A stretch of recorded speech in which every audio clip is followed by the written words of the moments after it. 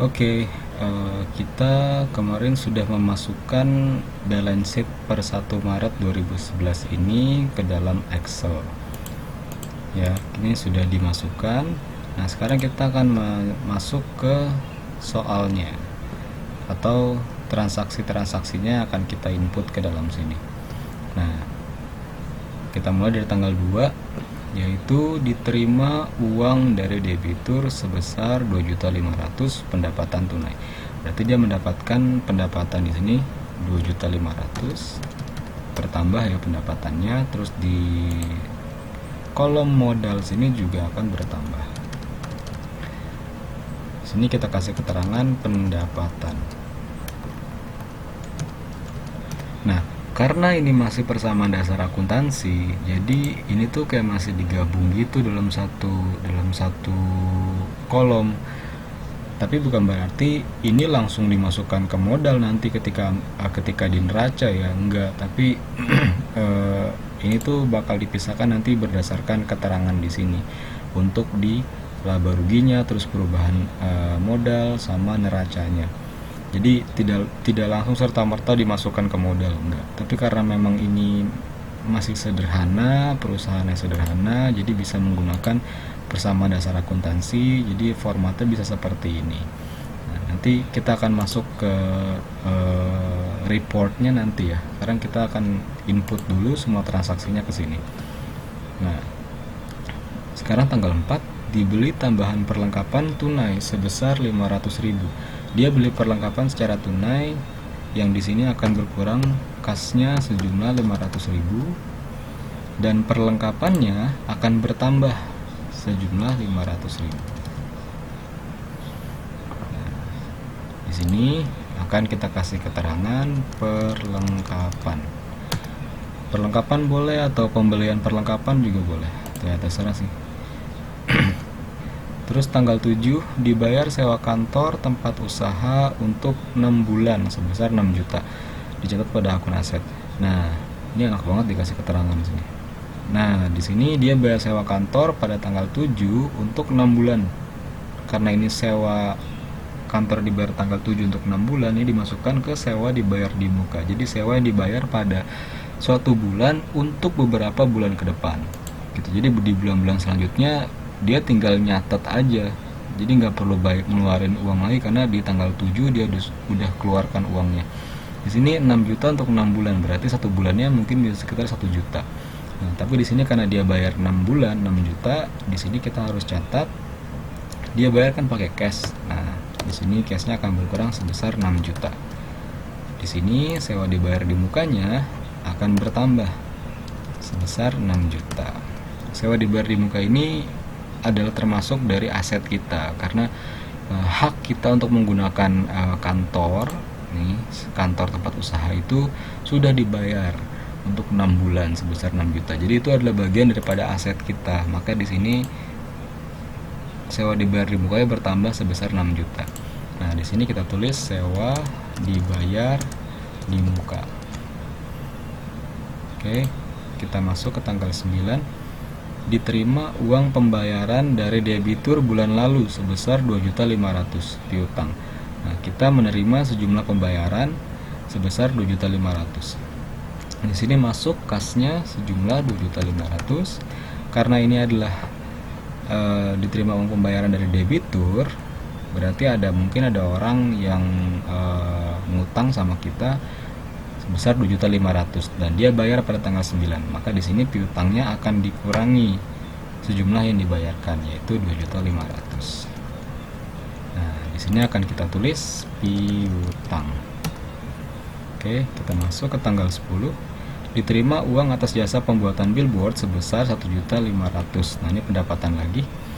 Kita masukkan 1.500.000, pendapatannya bertambah. Di sini juga akan bertambah 1.500.000. Ini pendapatan.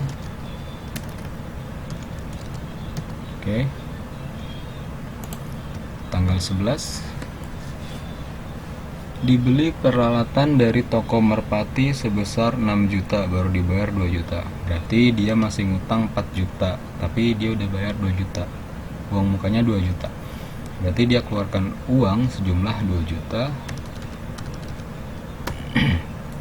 untuk beli perlengkapannya total perlengkapan peralatan ya, peralatan 6 juta, berarti peralatan di sini bertambah sejumlah 6 juta. Nah, karena dia baru bayar uang muka 2 juta, berarti kita masih punya hutang 4 juta. Jadi hutangnya bertambah sejumlah 4 juta. Di sini bisa kita tulis peralatan atau pembelian peralatan juga boleh. Nah, kita masuk ke tanggal 12.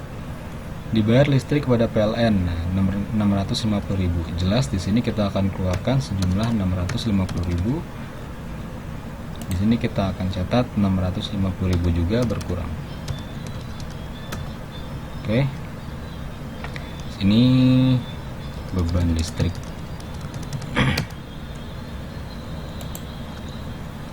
Terus tanggal 18 diterima uang dari langganan atas jasa periklanan dan desain ke suatu surat kabar harian 750.000 pendapatan tunai. Nah, kita dapat pendapatan lagi sejumlah 750.000, kasnya bertambah. Di sini juga akan bertambah pendapatan. Oke.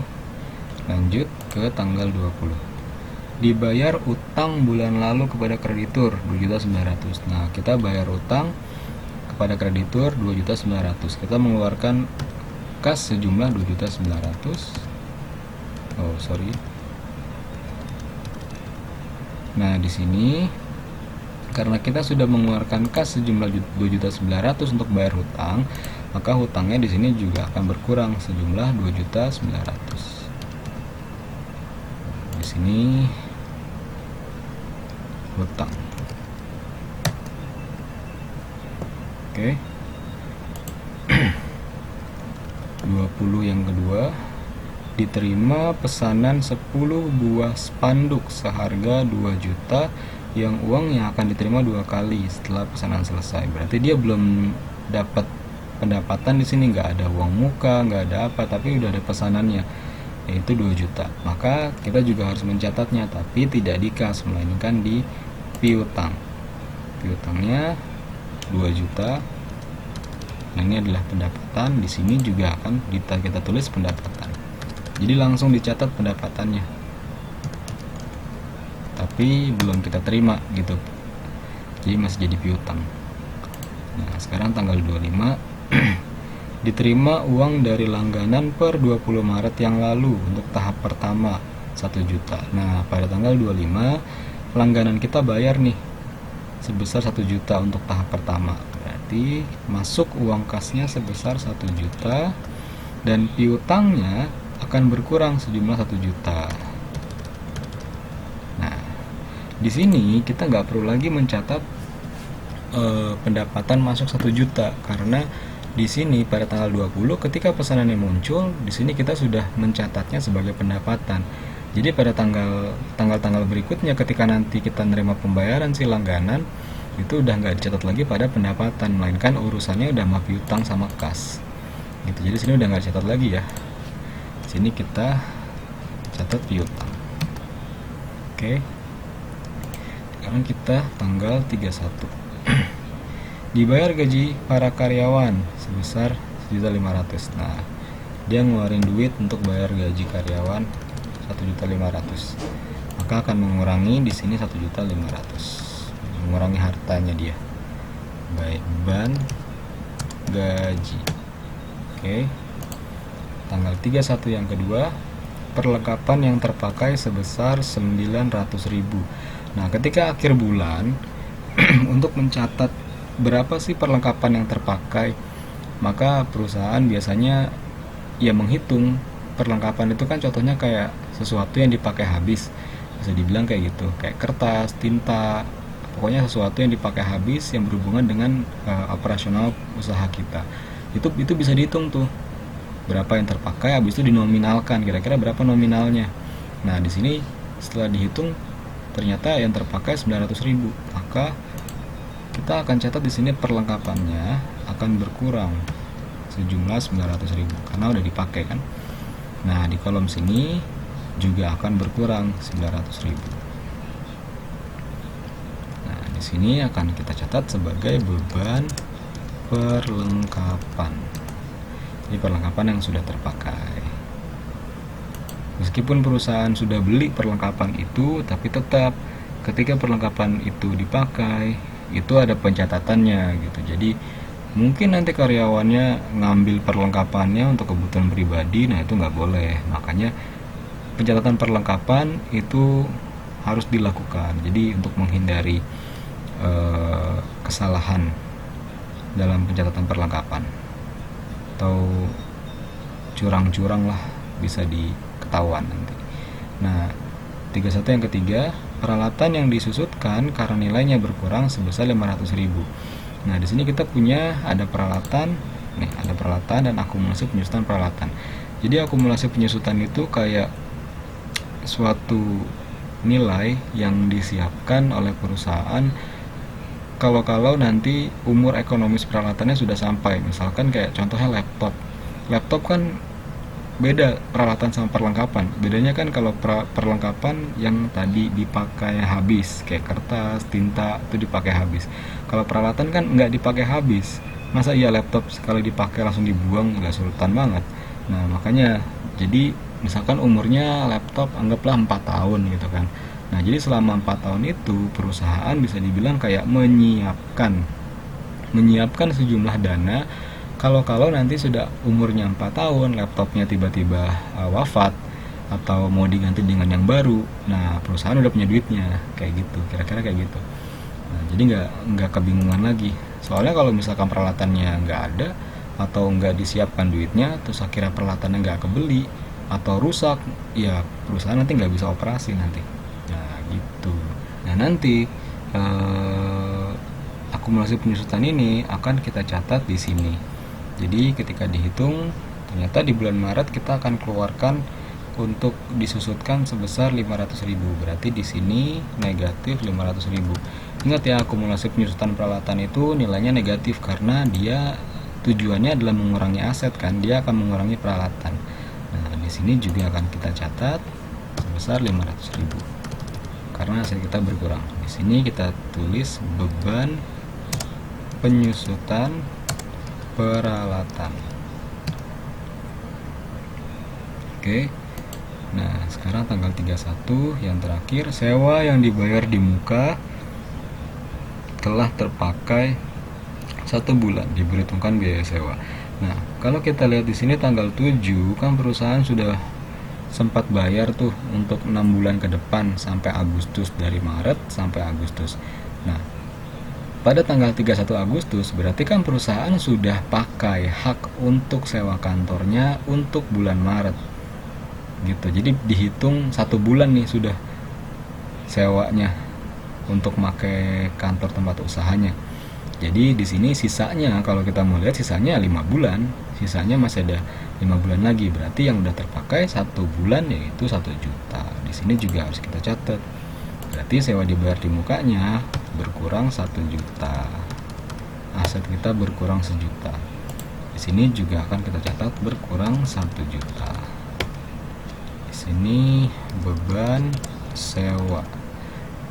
Nah, setelah sudah selesai menginput semua transaksi dengan benar, sebaiknya sih dicek lagi satu persatu.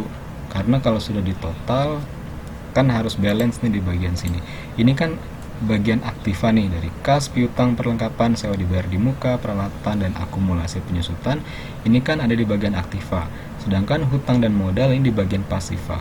Jadi aktiva dengan pasiva kan harus balance. Nah, nanti ini akan dijumlahkan. Ini jumlahkan dulu aja. Nih. Untuk kas kita tarik. Nah, ini jumlahnya. Nah, di kolom aktiva ini juga harus kita jumlahkan untuk mengetahui ini transaksinya udah balance atau enggak. Kalau misalkan belum balance berarti ada kekeliruan dalam pencatatan atau mungkin di transaksinya soalnya salah. Jadi ada 2 kemungkinan. Tapi yang pertama harus dicek adalah apakah pencatatan kita sudah benar. Terkadang karena terlalu nafsu untuk ngerjain soal, salah-salah gitu. Tapi nggak apa-apa sih, kan bisa di cross check lagi. Makanya kalau bisa di cross check beberapa kali. Nah, di sini setelah kita jumlahkan kan harus balance nih. Nah, di sini biasanya nih yang membuat mahasiswa dan mahasiswi jadi stres karena nggak balance. Nah, ini harus dijumlahkan, jadi ini harus balance antara kiri dengan kanan. Ini kita jumlahkan 49.200. Nah, di sini juga harus totalnya 49.200. Kalau tidak ya berarti ada yang salah. Nah, 49.200 berarti sudah balance. Kalau sudah balance berarti bisa dibilang kayak transaksinya sudah benar, tapi tetap harus di cross check lagi, siapa tahu ada penginputan yang salah di sini angkanya. Memang sudah balance tapi tetap harus di cross check apakah penginputannya sudah benar.